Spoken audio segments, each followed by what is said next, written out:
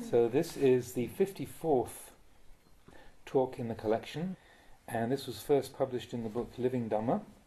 So that was the talks for lay people that was collected together and distributed at the time of Luang Por Chah's funeral in 1993. And so Ajahn Puriso was the translator. And it says, it's a talk given to a group of monks preparing to leave the monastery and go off wandering after their 5th year under the guidance of Ajahn Chah. Suffering on the road. At the time of the Buddha, there lived a monk who yearned to find the true way to enlightenment. He wanted to know for certain what was the correct way and what was the incorrect way to train his mind in meditation. Having decided that living in a monastery with a large group of monks was confusing and distracting, he went off wandering, looking for quiet places to meditate on his own. Living alone, he practiced continuously, sometimes experiencing periods of calm when his mind gathered itself in concentration, Samadhi, at other times not finding much calm at all. There was still no real certainty in his meditation. Sometimes he was very diligent and put forth great effort. Sometimes he was lazy. In the end, he became caught up in doubt and skepticism due to his lack of success in trying to find the right way to practice. During that time in India, there were many different meditation teachers, and the monk happened to hear about one famous teacher, Ajahn A, who was very popular and had a reputation for being skilled in meditation instruction. The monk sat down and thought it through, and decided that just in case this famous teacher really knew the correct way to enlightenment, he would find him and train under his guidance. Having received teachings, the monk returned to meditate on his own again, and found that while some of the new teachings were in line with his own views, some were different. He found that he was still constantly getting caught into doubt and uncertainty. After a while, he heard of another famous monk, Ajahn B, who was also reputed to be fully enlightened and skilled in teaching meditation. This news simply fueled further doubts and questions in his mind. Eventually his speculation drove him off in search of the new teacher. Having received fresh teachings, the monk went away to practice in solitude once more. He compared all the teachings he'd absorbed from this latest teacher with those from the first teacher, and found that they weren't the same. He compared the different styles and characters of each teacher, and found that they were also quite different. He compared everything that he had learned with his own views about meditation, and found that nothing seemed to fit together at all. The more he compared, the more he doubted. Not long after that, the monk heard excited rumours that Ajahn C was really a wise teacher. People were talking about the new teacher so much that he felt compelled to seek him out. The monk was willing to listen and try out whatever the new teacher suggested. Some things he taught were the same as the other teachers, some things not. The monk kept thinking and comparing, trying to work out why one teacher did things a certain way and another teacher did it differently. In his mind he was churning over all the information he'd accumulated on the diverse views and styles of each teacher, and when he put it together with his own views, which were completely different, he ended up with no samadhi at all. The more he tried to work out where each teacher was at, the more he became restless and agitated, burning up all his energy until he became both mentally and physically drained, utterly defeated by his endless doubting and speculation. Later the monk heard the fast-spreading news that a fully enlightened teacher named Gautama had arisen in the world. Immediately his mind was completely overwhelmed, racing twice as fast, speculating about the teacher. Just as before, he couldn't resist the urge to see the new teacher for himself, so he went to pay respects and listen to him. Gautama the Buddha expounded the Dhamma, explaining that, ultimately, it's impossible to gain true understanding and transcend doubt simply through seeking out and receiving teaching from other people. The more you hear, the more you doubt. The more you hear, the more mixed up you become. The Buddha emphasized that other people's wisdom can't cut through your doubts for you. Other people cannot let go of doubt for you. All that a teacher can do is explain the way doubts arise in the mind, and how to reflect on them. But you have to take his or her words and put them into practice until you gain insight and know for yourself. The Buddha taught that the place of practice lies within the body. Form, feelings, memories, thoughts and sense consciousness, the 5 khandhas, are your teachers. They already provide you with the basis for insight.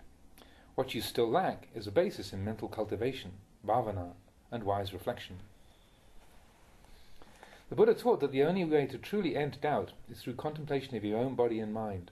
Just that much. Abandon the past, abandon the future. Practice knowing and letting go. Sustain the knowing. Once you've established the knowing, let go. but don't try to let go without the knowing. It is the presence of this knowing that allows you to let go. Let go of everything you did in the past, both the good and the bad. Whatever you did before, let go of it, because there's no benefit in clinging to the past. The good you did was good at the time. The bad you did was bad at the time. What was right, so now you can cast it all aside. Let go of it. Events in the future are still waiting to happen. All the arising and cessation that will occur in the future hasn't actually taken place yet, so don't attach too firmly to ideas about what may or may not happen in the future. Be aware of yourself and let go. Let go of the past. Whatever took place in the past has ceased. Why spend a lot of time proliferating about it? If you think about something that happened in the past, let that thought go. It was a Dhamma, a phenomenon that arose in the past. Having arisen, it then ceased in the past. There's no reason to mentally proliferate about the present either. Once you've established awareness of what you're thinking, let it go. Practice knowing and letting go. It's not that you shouldn't experience any thoughts or hold views at all. Experience thoughts and views and then let go of them, because they are already completed. The future is still ahead of you. Whatever's going to arise in the future will end in the future also. Be aware of your thoughts about the future and then let go. Your thoughts and views about the past are uncertain in just the same way. The future is totally uncertain. Be aware and then let go, because it's uncertain. Be aware of the present moment. Investigate what you're doing right here and now. There's no need to look at anything outside of yourself. The Buddha didn't praise those who still invest all their faith and belief in what other people say. Neither did he praise those who still get caught up in good and bad moods as a result of the things other people say and do. What other people say and do has to be their own concern. You can be aware of it, but then let go. Even if they do the right thing, see that it's right for them. But if you don't bring your own mind in line with right view, you can never really experience that which is good and right for yourself. It remains something external. All those teachers are doing their own practice, whether correctly or incorrectly, somewhere else, separate from you. Any good practice they do doesn't actually change you. If it's correct practice, it's correct for them, not you. What they cultivate their minds and gain insight into the truth for themselves are not worthy of praise. I emphasize the teaching that the Dhamma is opanaiko, to be brought inside oneself, so that the mind knows, understands, and experiences the results of the training within itself. If people say you're meditating correctly, don't be too quick to believe them. And similarly, if they say that you're doing it wrong, don't just accept what they say until you've really practiced and found out for yourself. Even if they instruct you in the correct way that leads to enlightenment, this is still just other people's words. You have to take their teachings and apply them until you experience results for yourself, right here in the present. That means you must become your own witness, able to confirm the results from within your own mind. It's like the example of the sour fruit. Imagine I told you that a certain fruit tasted sour and invited you to try some of it. You'd have to take a bite from it to taste the sourness. Some people would willingly take my word for it if I told them the fruit was sour. But if they simply believed that it was sour without ever tasting it, that belief would be useless, mogha. It wouldn't have any real value or meaning. If you described the fruit as sour, it would be merely going by my perception of it. Only that. The Buddha didn't praise such belief. But then, you shouldn't just dismiss it either. Investigate it. You must taste the fruit for yourself. By actually experiencing the sour taste, you then become your own witness. If somebody says it's sour, find out if it really is sour or not by eating it. It's like you're making doubly sure, relying on your own experience as well as what other people say. This way you can really have confidence in the authenticity of its sour taste. You have a witness who attests to the truth. Venerable Ajahn Mun referred to this internal witness that exists within the mind as Sikhi Bhutto. The authenticity of any knowledge acquired merely from what other people say remains unsubstantiated. It is only a truth proven to someone else. You only have someone else's word to go on, that the fruit is sour. You could say that it's only half-truth, or 50%, but if you've tasted the fruit and find it sour, that is the 100%, whole truth. You have evidence from what other people say, and also from your own direct experience. This is a fully 100% substantiated truth. This is Siti Bhutto. The internal witness has arisen within you. The way to train is thus opanaiko. You direct your attention inwards until your insight and understanding has become pachatang. Understanding gained from listening to and watching other people is superficial in comparison with the deep understanding that is pachatang. It remains on the outside of pachatang. Such knowledge doesn't arise from self-examination. It's not your own insight, it's other people's insight. That doesn't mean that you should be heedless and dismissive of any teachings you receive from other sources. They should also become the subject for study and investigation. When you first come across and begin to understand some aspect of the teaching from the books, it's fine to believe it on one level, but at the same time to recognize that you haven't yet trained the mind and developed that knowledge through your own experience. For that reason, you still haven't experienced the full benefit of the teaching. It's as if the true value of your understanding is still only half complete. So then you must cultivate the mind and let your insight mature until you completely penetrate the truth. In that way your knowledge becomes fully complete. It's then that you go beyond doubt. If you have profound insight into the truth from within your own mind, all uncertainty about the way to enlightenment disappears completely. When we speak of practicing with the Paccuppanna Dhamma, it means that whatever phenomenon is immediately arising into the mind, you must investigate and deal with it at once. Your awareness must be right there, because Paccuppanna Dhamma refers to the experience of the present moment. It encompasses both cause and effect. The present moment is firmly rooted within the process of cause and effect. The way you are in the present reflects the causes that lay in the past. Your present experience is the result. Every single experience you've had right up until the present has arisen out of past causes. For instance, you couldn't say that walking out from your meditation hut was a cause. For instance, you could say that walking out from your meditation hut was a cause, and that you sitting down here is the result. This is the truth of the way things are. There is a constant succession of causes and effects. So what you did in the past was the cause. The present experience is the result. Similarly, present actions are the cause for what you'll experience in the future. Sitting here right now, you're already initiating causes. Past causes are coming to fruition in the present, and these results are actually forming causes that will produce results in the future. What the Buddha saw was that you must abandon both the past and the future. When we say abandon, it doesn't mean that you literally get rid of them. Abandoning means that the focus of your mindfulness and insight is right here, at this one point, the present moment. The past and the future link together right here. The present is both the result of the past and the cause of what lies ahead in the future. So you must completely abandon both cause and result and simply abide with the present moment. We say abandon them, but these are just words used to describe the way of training the mind. Even though you let go of your attachment and abandon the past and future, the natural process of cause and effect remains in place. In fact, you could call this the halfway point. It's already part of the process of cause and result.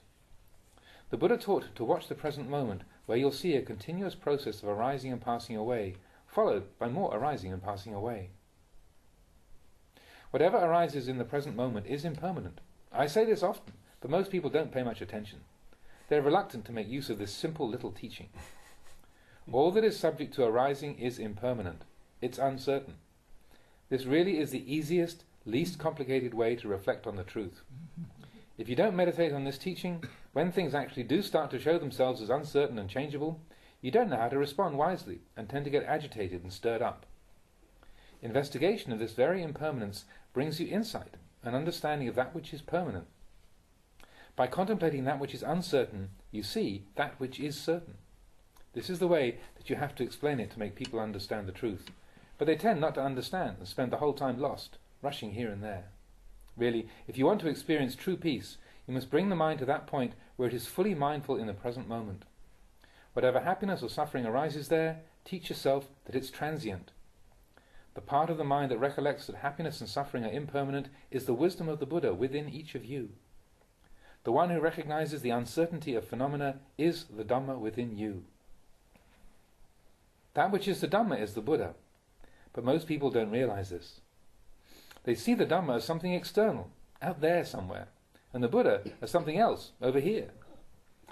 If the mind's eye sees all conditioned things as uncertain, then all of your problems that arise out of attaching and giving undue importance to things will disappear. Whatever way you look at it, this intrinsic truth is the only thing that is really certain. When you see this, rather than clinging and attaching, the mind lets go. the cause of the problem, the attachment, disappears, resulting in the mind penetrating the truth and merging with the Dhamma. There's nothing higher or more profound to seek other than the realization of this truth.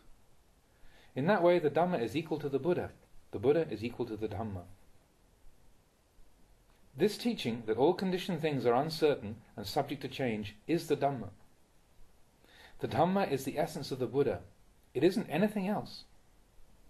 The purpose of cultivating awareness through continuous recitation of Buddho, Buddho, that which knows, is to see this truth. When the mind becomes one-pointed through the recitation of Buddho, this supports the development of insight into the three characteristics of impermanence, anicca, suffering, dukkha, and not self, anatta. The clarity of awareness brings you to view things as uncertain and changeable. If you see this clearly and directly, the mind lets go. So when you experience any kind of happiness, you know it's uncertain. When you experience any kind of suffering, you know it's uncertain, just the same. If you go to live somewhere else, hoping it'll be better than where you are already, remember that it's not a sure thing whether you really will find what you're looking for. If you think it's best to stay here, again, it's not sure. That's just the point. With insight, you see that everything is uncertain, so that wherever you go to practice, you don't have to suffer. When you want to stay here, you stay. When you want to go elsewhere, you go, and you don't make any problems for yourself. All that doubting and vacillation about what is the right thing, that ends. It's the way of training in fixing mindfulness solely on the present moment that brings the doubts to an end. So, don't worry about the past or the future. The past has already ceased. Whatever occurred in the past has already taken place and is over and done with. It's finished. Whatever's going to arise in the future is also going to end in the future. Let go of that too. Why get worried about it? Observe the phenomena, Dhamma, arising in the present moment, and notice how they're changing and unreliable. As Buddho, the knowing, matures and penetrates deeper, you gain a more profound awareness of the essential truth that all conditioned phenomena are of an impermanent nature. This is where insight deepens and allows the stability and tranquility of Samadhi to strengthen and become more refined. Samadhi means the mind that is firm and stable, or the mind that is calm. There are two kinds. One kind of calm comes from practicing in a quiet place, where there are no sights, sounds, or other sensual impingements to disturb you. The mind with such calm is not free from defilements, the kilesa.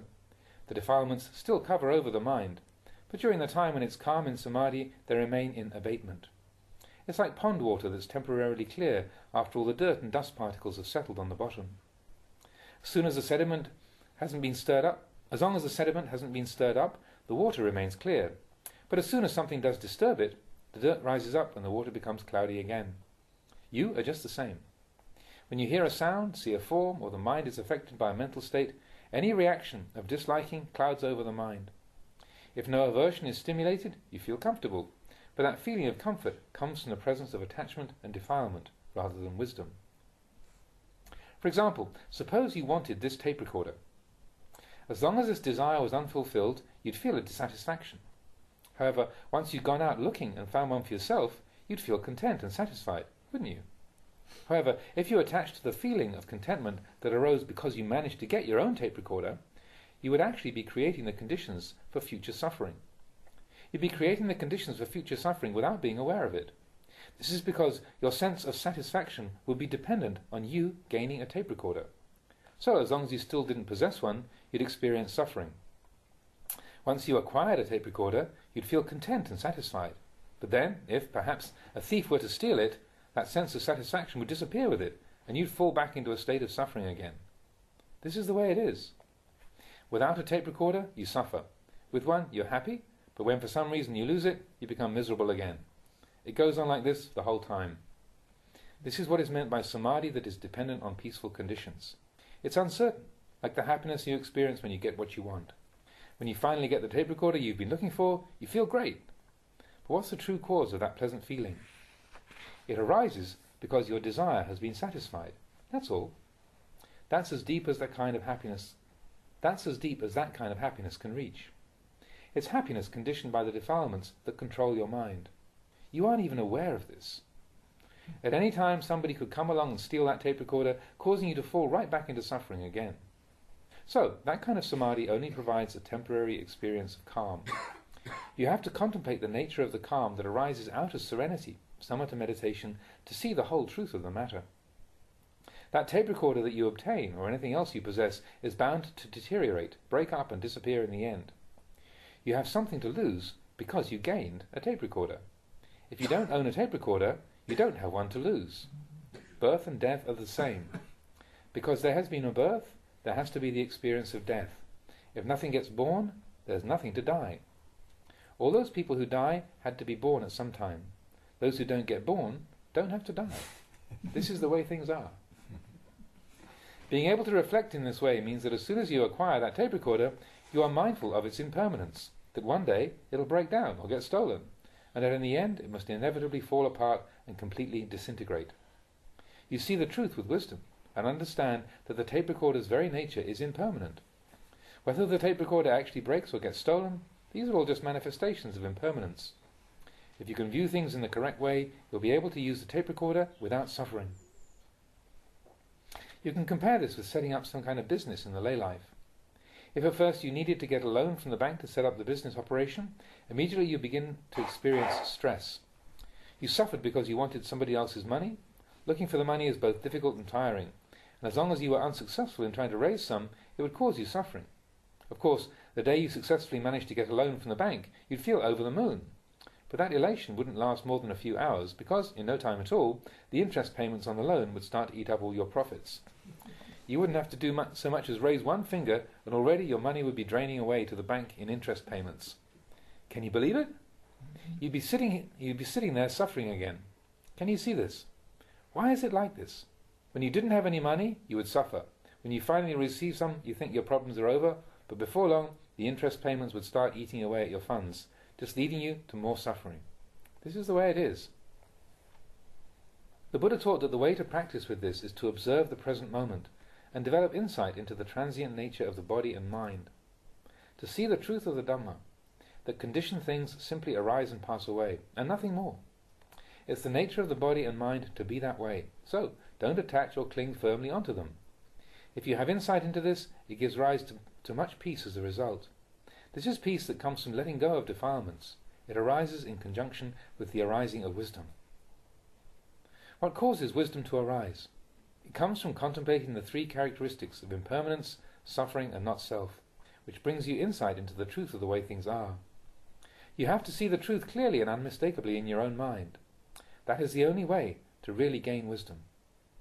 There has to be continuous, clear insight. You see for yourself that all mental objects and moods, aramana, that arise into consciousness pass away, and after that cessation there is more arising. After more arising, there is further cessation. If you still have attachment and clinging, suffering must arise from moment to moment. But if you're letting go, you won't create any suffering. When the mind clearly sees the impermanence of phenomena, this is what is meant by siti bhutto, the internal witness. The mind is so firmly absorbed in its contemplation that the insight is self-sustaining. So, in the end, you can only accept as partial truths all the teachings and wisdom that you receive from others. On one occasion the Buddha gave a discourse to a group of monks and afterwards asked Venerable Sariputta, who had been listening, "Sariputta, do you believe what I've been teaching you?" "I still don't believe it, Bhante," Sariputta replied. The Buddha was pleased with this response and continued, "That's good, Sariputta. You shouldn't believe any teaching people give you too easily. A sage must contemplate thoroughly everything he hears before accepting it fully. You should take this teaching away with you and contemplate it first." Even though he had received a teaching from the Buddha himself, Venerable Sariputta didn't immediately believe every single word of it. He was heedful of the right way to train his mind and took the teaching away with him to investigate it further. He would only accept the teaching if, after reflecting upon the Buddha's explanation of the truth, he found that it stimulated the arising of wisdom in his own mind, and this insight made his mind peaceful and unified with the Dhamma. The understanding that arose must lead to the Dhamma becoming fixed within his own mind. It had to be in accordance with the truth of the way things are. The Buddha taught his disciples to accept a point of Dhamma only if, beyond all doubt, they found it to be in line with the way things are in reality, as seen both from one's own and other people's experience and understanding. In the end, the important thing is simply to investigate the truth. You don't have to look very far away. Just observe what's happening in the present moment. Watch what's happening in your own mind. Let go of the past. Let go of the future. Just be mindful of the present moment, and wisdom will arise from investigating and seeing clearly the characteristics of impermanence, suffering, and not self. If you're walking, see that it's impermanent. If sitting, see that it's impermanent. If lying down, see that it's impermanent. Whatever you're doing, these characteristics will be manifesting the whole time, because this is the way things are. That which is permanent is this truth of the way things are. That never changes. If you cultivate insight to the point where the way you view things is completely and unwaveringly in line with this truth, you will be at ease with the world. Will it really be that peaceful, going to live alone up in the mountains somewhere? It's only a temporary kind of peace. Once you start to feel hungry on a regular basis and the body lacks the nourishment that it's used to, you'll become weary of the whole experience again. The body will be crying out for its vitamins. But the hill tribe people who provide your alms food don't know much about the level of vitamins needed for a balanced diet. In the end, you'll probably come back down and return here to the monastery. If you stay in Bangkok, you'll probably complain that the people offer too much food and that it's a burden and just a lot of hassle. So perhaps you'll decide it's better to go and live way out in seclusion in the forest somewhere. In truth, you must be pretty foolish if you find living on your own causes you suffering. If you find living in community with lots of people is a lot of suffering, you're equally foolish. It's like chicken shit. If you're walking on your own somewhere carrying chicken shit, it stinks. If there's a whole group of people walking around carrying chicken shit, it stinks just the same. It can become habitual to keep lugging around what is rotten and putrid. This is because you still have wrong view. But for someone with right view, although they might be quite correct to think that living in a large community isn't very peaceful, they would still be able to gain much wisdom from the experience. For myself, teaching large numbers of monks, nuns and lay people has been a great source of wisdom for me. In the past I had fewer monks living with me, but then as more lay people came to visit and the resident community of monks and nuns grew in size, I was exposed to much more, because everybody has different thoughts, views and experiences. My patience, endurance and tolerance matured and strengthened as it was stretched to its very limits. When you keep reflecting, all such experience can be of benefit to you. But if you don't understand the truth of the way things are, at first you might think that living alone is best. Then after a while, you might get bored with it. So then you might think that living in a large community is better. Or perhaps you might feel that being in a place where there's only a little food offered is the ideal. You might decide that a plentiful supply of food is actually the best and that little food is no good at all. Or you might change again and conclude that too much food is a bad thing. In the end, most people just remain forever caught up in views and opinions because they don't have enough wisdom to decide for themselves. So, try to see the uncertainty of things. If you're in a large community, it's uncertain. If you're living with just a small group, it's also not a sure thing. Don't attach to or cling to views about the way things are. Put effort into being mindful of the present moment. Investigate the body, penetrating deeper and deeper inside. The Buddha taught monks and nuns to find a place to live and train where they are at ease. Where the food is suitable, the company of fellow practitioners, the Kalyanamitta is suitable, and the lodgings are comfortable. But actually, finding a place where all these things are just right and suited to your needs is difficult. So at the same time, he also taught that wherever you go to live, you might have to encounter some discomfort and put up with things that you don't like. For instance, how comfortable is this monastery? If the lay people made it really comfortable for you, what would it be like? Every day they'd be at your service to bring you hot and cold drinks, just as you wished, and all the sweets and treats that you could eat. They'd be polite and praise you, saying all the right things. That's what having good lay support is like, isn't it? Some monks and nuns like it that way. The lay supporters here are really great. It's really comfortable and convenient. In no time at all, the whole training in mindfulness and insight just dies. That's how it happens. What's really comfortable and suitable for meditation can mean different things to different people. But once you know how to make your own mind content with what you have, then wherever you go, you'll feel at ease. If you have to stay somewhere that would perhaps not be your first choice, you still know how to remain content while you train there. If it's time to go elsewhere, then you're content to go. You don't have any worries about these external things. If you don't know very much, things can be difficult. If you know too much, it can also bring you a lot of suffering. Everything can be a source of discomfort and suffering. As long as you don't have any insight, you'll be constantly caught up in the moods of satisfaction and dissatisfaction, stimulated by the conditions around you, and potentially every little thing can cause you to suffer. Wherever you go, the meaning of the Buddha's teaching remains correct, but it's the Dhamma in your own mind that is still not correct. Where will you go to find the right conditions for practice? Maybe such and such a monk has got it right and is really practicing hard with the meditation. As soon as the meal is finished, he hurries away to meditate. All he does is practice developing his Samadhi. He's really dedicated and serious about it. Or maybe he isn't so dedicated, because you can't really know. If you really practice wholeheartedly for yourself, you're certain to reach peace of mind. If others are really dedicated and genuinely training themselves, why are they not yet peaceful? This is the truth of the matter. In the end, if they aren't peaceful, it shows that they can't really be that serious about the practice after all. When reflecting on the training in Samadhi, it's important to understand that Sila, virtue, and concentration, Samadhi, and wisdom, Panya, are each essential roots that support the whole. They are mutually supporting, each having its own indispensable role to play. Each provides a necessary tool to be used in developing meditation, but it's up to each individual to discover skillful ways to make use of them. Someone with a lot of wisdom can gain insight easily. Someone with little wisdom gains insight with difficulty. Someone without any wisdom won't gain any insight. Two different people might be following the same way of cultivating the mind, but whether they actually gain insight into the Dhamma will depend on the amount of wisdom each has. If you go to observe and train with different teachers, you must use wisdom to put what you see into perspective. How does this Ajahn do it? What's that Ajahn style like? You watch them closely, but that's as far as it goes. It's all just watching and judging on the external level. It's just looking at their behaviour and way of doing things on the surface. If you simply observe things on this level, you'll never stop doubting. Why does that teacher do it this way? Why does this teacher do it another way? In that monastery the teacher gives lots of talks. Why does the teacher in this monastery give so few talks? In that other monastery the teacher doesn't even give any talks at all. It's just crazy when the mind proliferates endlessly, comparing and speculating about all the different teachers. In the end you simply wind yourself up into a mess.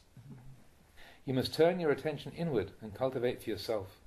The correct thing to do is focus internally on your own training, as this is how right practice, Sammapatipada, develops. You simply observe different teachers and learn from their example, but then you have to do it yourself. If you contemplate at this more subtle level, all that doubting will stop. There was one senior monk who didn't spend a lot of time thinking and reflecting about things. He didn't give much importance to thoughts about the past or the future, because he wouldn't let his attention move away from the mind itself. He watched intently what was arising in his awareness in the present moment. Observing the mind's changing behaviour and different reactions as it experienced things, he wouldn't attach importance to any of it, repeating the teaching to himself, "It's uncertain, it's not a sure thing."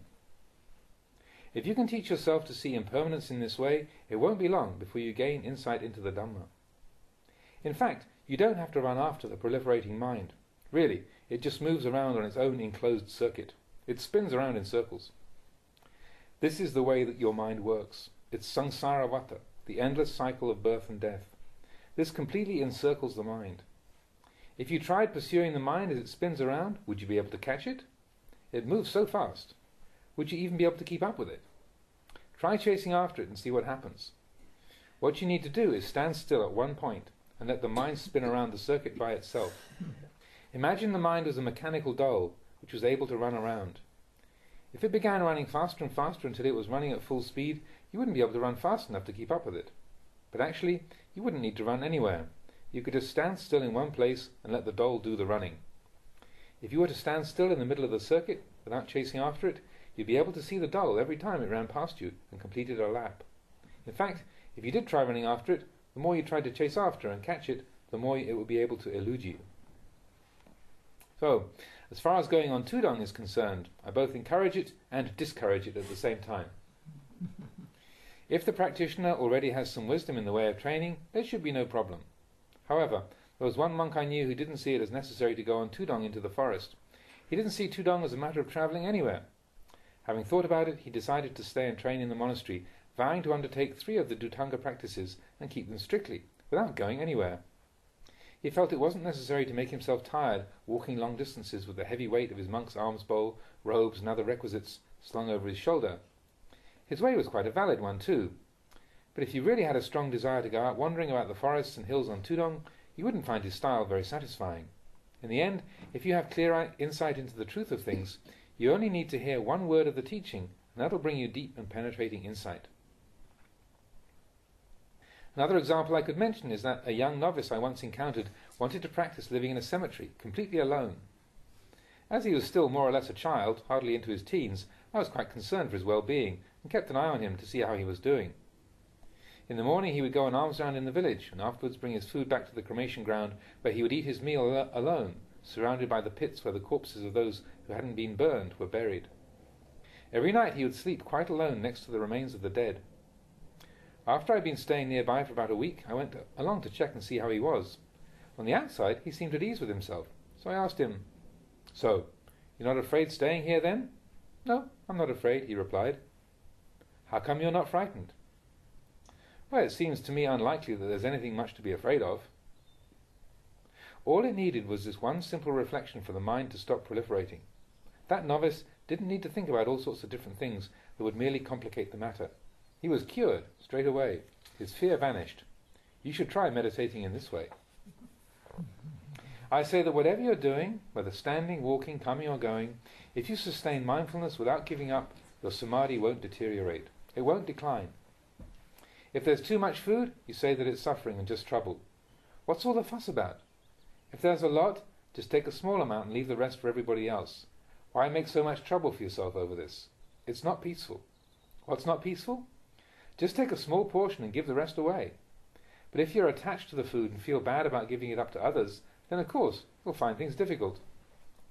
If you're fussy and you want to have a taste of this and a taste of that, but not so much as something else, you'll find that in the end you've chosen so much food that you've filled the bowl to the point where none of it tastes very delicious anyway. So you end up attaching to the view that being offered a lot of food is just distracting and a load of trouble. Why get so distracted and upset? It's you who are letting yourself get stirred up by the food. Does the food itself ever get distracted and upset? It's ridiculous. You are getting all worked up over nothing. When there are a lot of people coming to the monastery, you say, "It's disturbing." Where's the disturbance? Actually, following the daily routine and the ways of training is fairly straightforward. You don't have to make a big deal out of this. You go an alms round, come back and eat the meal. You do any necessary business and chores, training yourself with mindfulness, just get on with things. You make sure you don't miss out on the various parts of the monastic routine. When you do the evening chanting, does your cultivation of mindfulness really collapse? If simply doing the morning and evening chanting causes your meditation to fall apart, it surely shows that you haven't really learned to meditate anyway. In the daily meetings, the bowing, chanting praise to the Buddha, Dhamma, Sangha and everything else you do are extremely wholesome activities. So can they really be the cause for your samadhi to degenerate? If you think that it's distracting going to meetings, look again. It's not the meetings that are distracting and unpleasant, it's you. If you let unskillful thinking stir you up, then everything becomes distracting and unpleasant. Even if you don't go to the meetings, you end up just as distracted and stirred up. You have to learn how to reflect wisely and keep your mind in a wholesome state. Everybody gets caught into such states of confusion and agitation, particularly those who are new to the training. What actually happens is that you allow your mind to go out and interfere with all these things and stir itself up. When you come to train with a monastic community, determine for yourself just to stay there and keep practicing. Whether other people are training in the correct way or the wrong way is their business. Keep putting effort into the training, following the monastic guidelines and helping each other with any useful advice you can offer. Anyone who isn't happy training here is free to go elsewhere. If you want to stay, then go ahead and get on with the practice. It has an extremely beneficial effect on the community if there is one of the group who is self-contained and solidly training himself. The other monks around will start to notice and take example from the good aspects of that monk's behavior.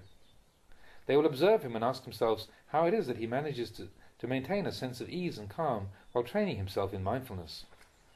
The good example provided by that monk is one of the most beneficial things he can do for his fellow beings. If you're a junior member of a monastic community, training with a daily routine and keeping to rules about the way things are done, you have to follow the lead of the senior monks and keep putting effort into the routine. Whatever the activity is, you do it. And when it's time to stop, you finish. You say those things that are appropriate and useful, and train yourself to refrain from speech that is inappropriate and harmful. Don't allow that kind of speech to slip out. There's no need to take lots of food at the mealtime.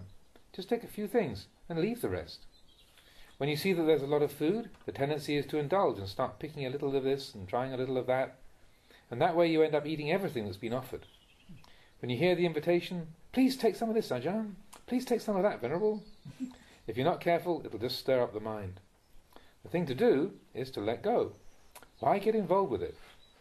You think that it's the food stirring you up, but the real root of the problem is that you let the mind go out and meddle with the food. If you can reflect and see this, you should make life a lot easier.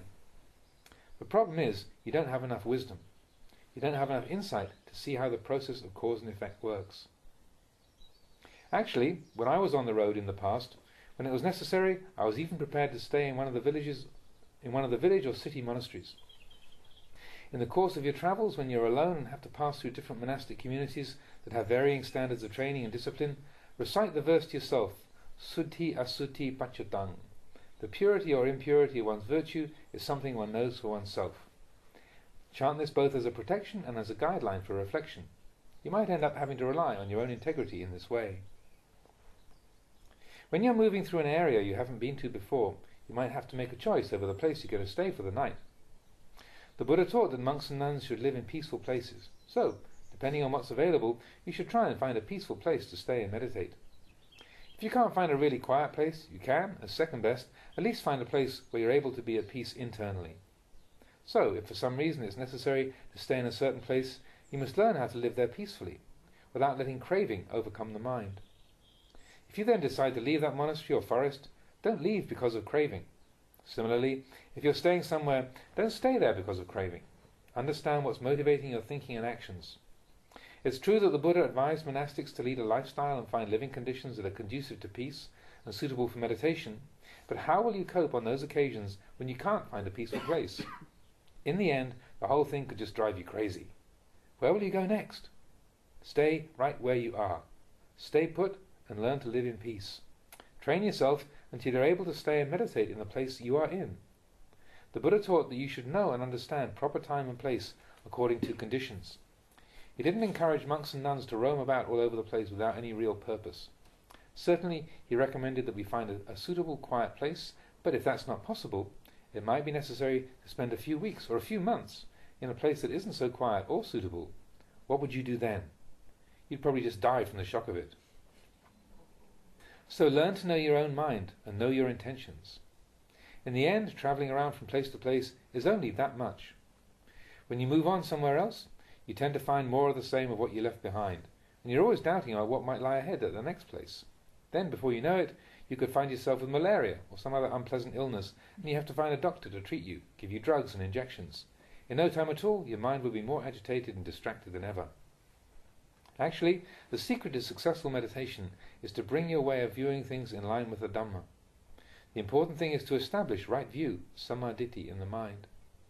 It isn't anything more complicated than that, but you have to keep putting forth effort to investigate and seek out the correct way for yourself. Naturally, this involves some difficulty, because you still lack maturity of wisdom and understanding. So, what do you think you'll do? Try giving Tudong a go and see what happens. You might get fed up with wandering about again. It's never a sure thing. Or maybe you're thinking that if you really get into the meditation, you won't want to go on Tudong, because the whole proposition will seem uninteresting. But that perception is uncertain.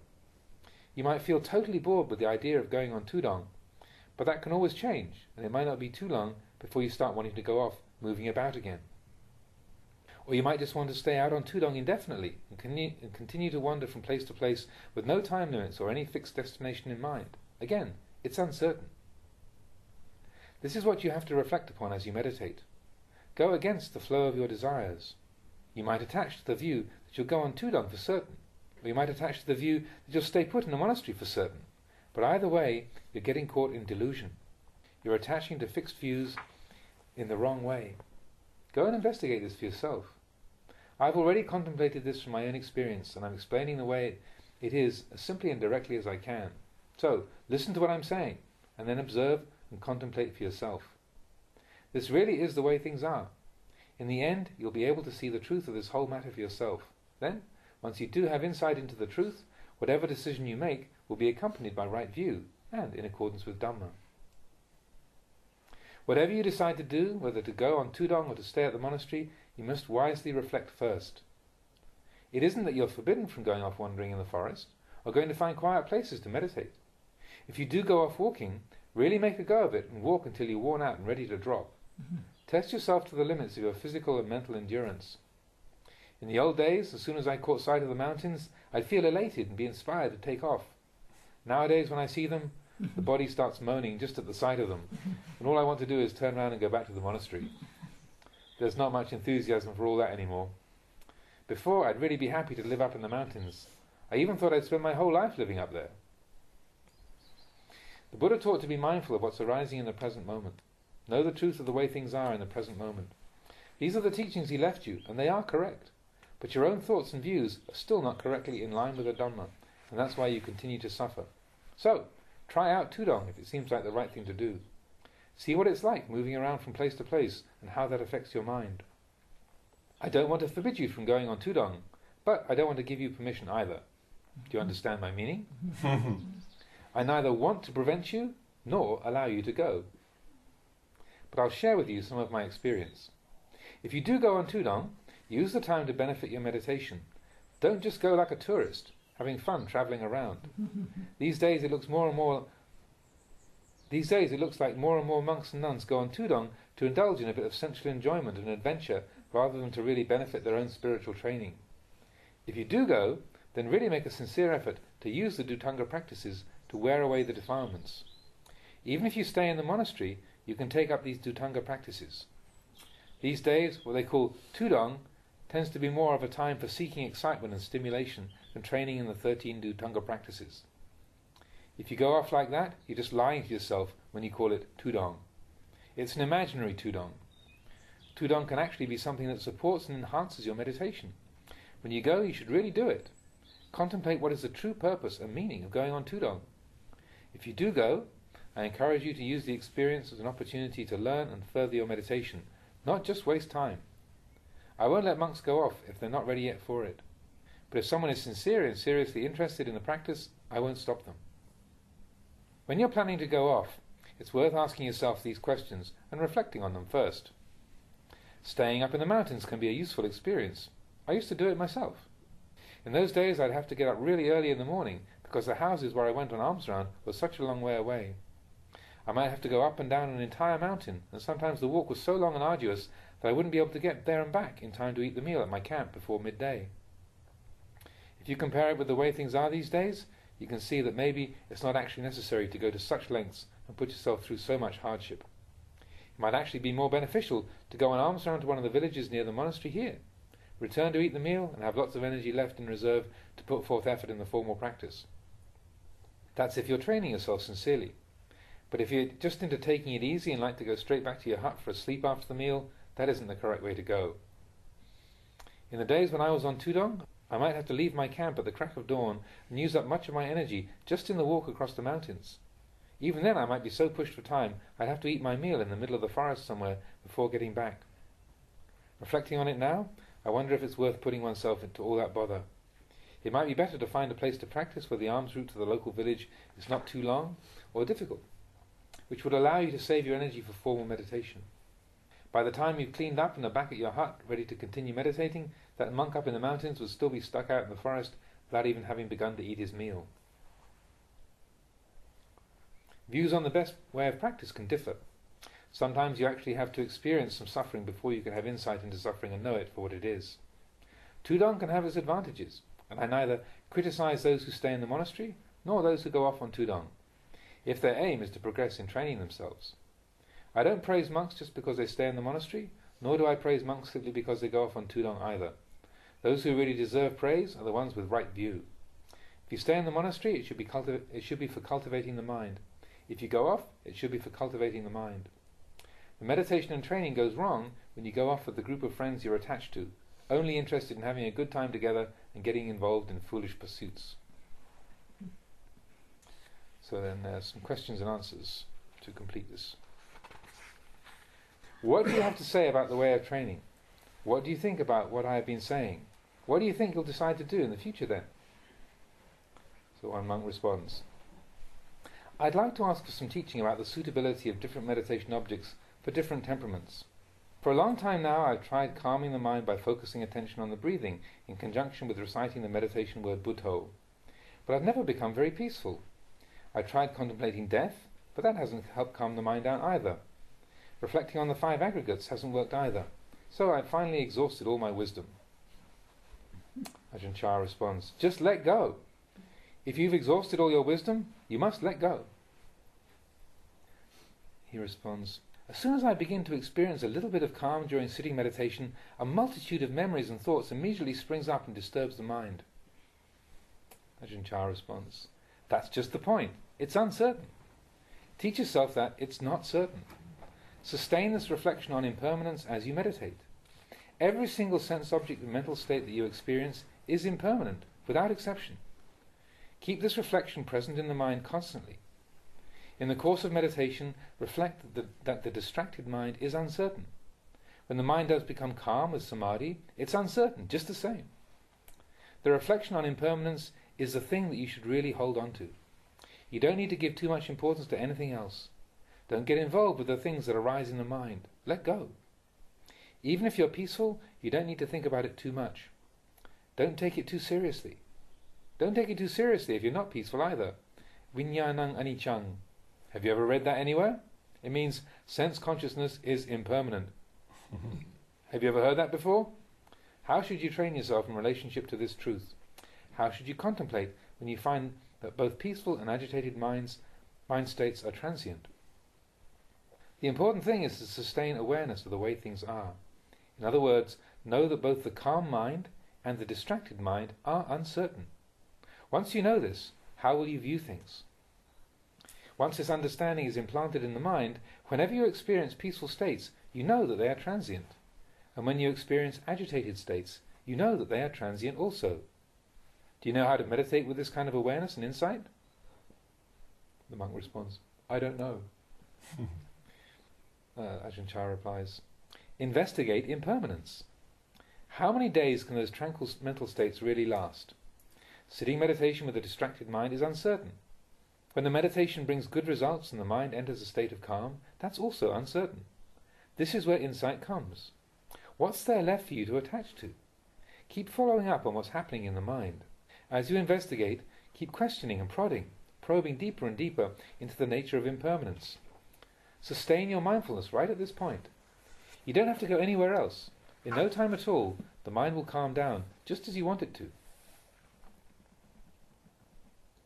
The reason practicing with the meditation word Buddho doesn't make the mind peaceful, or practicing mindfulness of breathing doesn't make the mind peaceful, is because you're attaching to the distracted mind. When reciting Buddho, or concentrating on the breath and the mind still hasn't calmed down, reflect on uncertainty, and don't get too involved with whether the state of mind is peaceful or not. Even if you enter a state of calm, don't get too involved with it, because it can delude you and cause you to attach too much meaning and importance to that state. You have to use some wisdom when dealing with the deluded mind. When it's calm, you simply acknowledge the fact and take it as a sign that the meditation is going in the right direction. If the mind isn't calm, you simply acknowledge the reality that the mind is confused and distracted. But there's nothing to be gained from refusing to accept the truth and trying to struggle against it. When the mind is peaceful, you can be aware that it's peaceful, but remind yourself that any peaceful state is uncertain. When the mind is distracted, you observe the lack of peace and know that it is just that. The distracted state of mind is equally as prone to change as a peaceful one.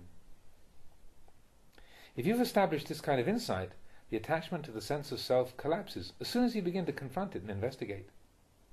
When the mind is agitated, the moment you begin to reflect on the uncertainty of that state, the sense of self is blown up out of attachment and begins to deflate. It tilts to one side like an inflatable boat that's been punctured.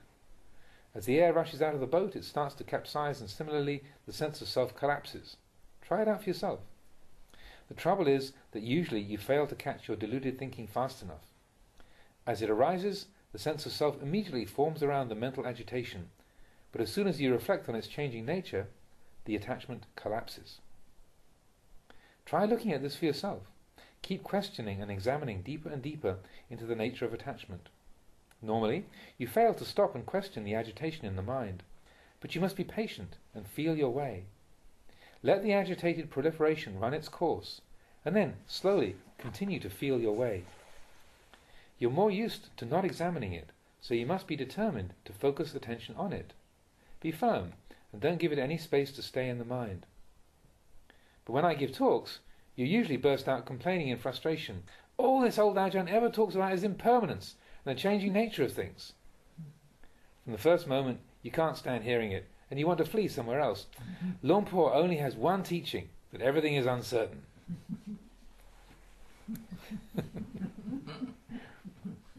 If you are truly fed up with this teaching, you should go off and pursue your meditation until you develop enough insight to bring some real confidence and certainty to your mind. Go ahead and give it a go. In no time at all, you'll probably be back here again. So, try to commit these teachings to memory and store them in your heart. Then go ahead and try out wandering about on Tudong. If you don't come to understand and see the truth in the way I've explained it, you'll find little peace. Wherever you are, you won't be at ease within yourself. You won't be able to find anywhere that you can really meditate at all. I agree that doing a lot of formal meditation to develop Samadhi is a good thing. Are you familiar with the terms Ceto Vimutti, meaning liberation of the heart, and Panya Vimutti, meaning liberation through wisdom? Do you understand the meaning of them? Vimutti means liberation from the mental taints, the asava.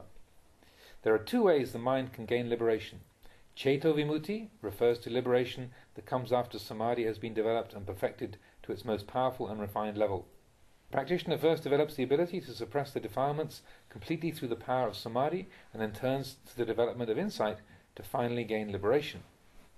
Panya Vimutti means release from the outflows, where the practitioner develops Samadhi to a level where the mind is completely one-pointed and firm enough to support and sustain insight, which then takes the lead in cutting through the defilements. These two kinds of liberation are comparable to different kinds of trees. Some species of tree grow and flourish with frequent watering. Others can die if you give them too much water.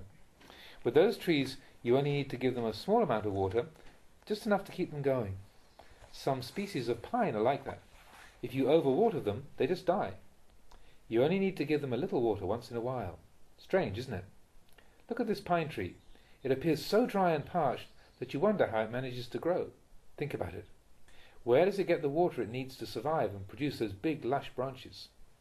Other kinds of trees would need much more water to grow to a similar size. Then there are those kinds of plants that they put into pots and hang up in different places with the roots dangling in mid-air. You think they just die, but very quickly the leaves grow longer and longer with hardly any water at all. If they were just the ordinary kinds of plants that grow on the ground, they'd probably just shrivel up. It's the same with these two kinds of release. Do you see it? It's just that they naturally differ in this way. Vimutti means liberation. Ceto Vimutti is liberation that comes from the strength of mind that has been trained in Samadhi to the maximum level. It's like those trees that need lots of water to flourish. The other kinds of trees only need a small amount of water. With too much water, they just die. It's their nature to grow and thrive, requiring only small amounts of water. So the Buddha taught that there are two kinds of liberation from the defilements, Ceto Vimutti and Panya Vimutti. To gain liberation, it requires both wisdom and the power of Samadhi. Is there any difference between Samadhi and wisdom? The bhikkhu responds, no. Lumpur answers, why do they give them different names? Why is there this split between Ceto Vimutti and Panya Vimutti? It's just a verbal distinction. That's right. Do you see it? If you don't see this, you can very easily go running around labeling and making such distinctions, and even get so carried away that you start to lose your grip on reality. Actually, though, each of these two kinds of liberation does have a slightly different emphasis. It wouldn't be correct to say that they were exactly the same, but they aren't two different things either. Am I correct if I answer in this way? I'll say that these two things are neither exactly the same nor different. This is the way I answer the question. You must take what I have said away with you and reflect on it. Talking about the speed and fluency of mindfulness makes me think of the time I was wandering alone and having come across an old abandoned monastery in the course of my travels. I set up my umbrella and mosquito net to camp there and practice meditation for a few days. In the grounds of the monastery there were many fruit trees, the branches of which were laden with ripe fruit. I really wanted to eat some, but I didn't dare, because I was afraid that the trees were the property of the monastery and I hadn't received permission to take any. Later on, a villager came by with a basket, and seeing that I was staying there, asked me for permission to pick the fruit. Perhaps they asked me because they thought that I was the owner of the trees. Reflecting on it, I saw that I had no real authority to give them permission to take the fruit, but that if I forbade them, they would criticize me as being possessive and stingy with the monastery's fruit trees. Either way, there would be some harmful results. So I replied to the layperson, "Even though I'm staying in this monastery, I'm not the owner of the trees. I understand you want some of the fruit. I won't forbid you from taking any, but I won't give you permission either. So it's up to you." That's all it needed. They didn't take any. Speaking in this way was actually quite useful. I didn't forbid them, but I didn't give them permission either, so there was no sense of being burdened by the matter. This was the wise way to deal with such a situation. I was able to keep one step ahead of them. Speaking that way produced good results then, and it's still a useful way of speaking to this day. Sometimes if you speak to people in this unusual manner, it's enough to make them wary of doing something wrong. What do they mean by temperament, charita? The bhikkhu responds, "Temperament? I'm not sure how to answer that." Lumpur replies, "The mind is one thing, temperament is another, and the wisdom faculty another. So, how do you train with this? Contemplate them. How do they talk about them? There is the person of lustful temperament, hateful temperament, deluded temperament, intelligent temperament, and so on. Temperament is determined by those mental states within which the mind attaches and conceals itself most often.